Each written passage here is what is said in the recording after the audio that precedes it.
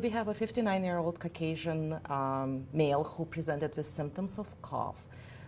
He went to see his primary care physician. He's otherwise healthy, no significant medical problems. He has a little bit of a high blood pressure, which is controlled. He has a little bit of osteoarthritis. He is a former smoker, but he quit 10 years ago. So further workup led to a CT scan of the chest, which showed a 6-centimeter mass in the lower part of the lung. Unfortunately, also revealed fluid in the lung, pleural effusion, and multiple liver metastases. At that time, of course, cancer was suspected and patient was referred for a biopsy. Patient had a bronchoscopic biopsy of the lung mass as well as drainage of the pleural effusion, and unfortunately, both of them came back with adenocarcinoma. Following that, patient had a molecular testing performed as well as immunohistochemical testing performed. He was positive for ALK by immunohistochemical test.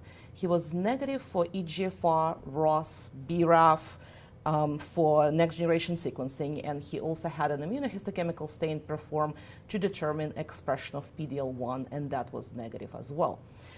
He had a PET-CT scan which showed increased uptake in a primary tumor mass as well as the multiple liver masses, and then he had a brain MRI which was negative for metastatic disease.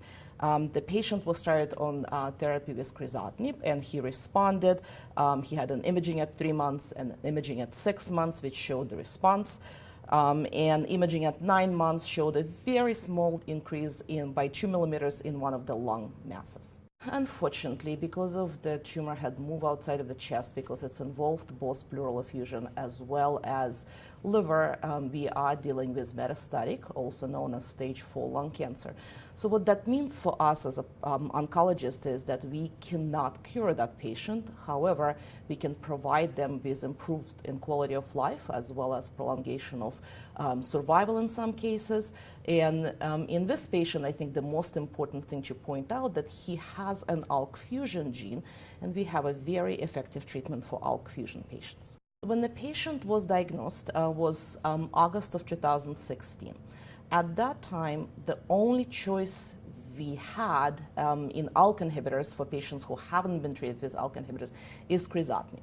So the decision at that time should have been between should we give that patient platinum-based doublet, which is an approved chemotherapy for that situation, or should we go ahead and give them a targeted treatment in this situation that was crizotinib.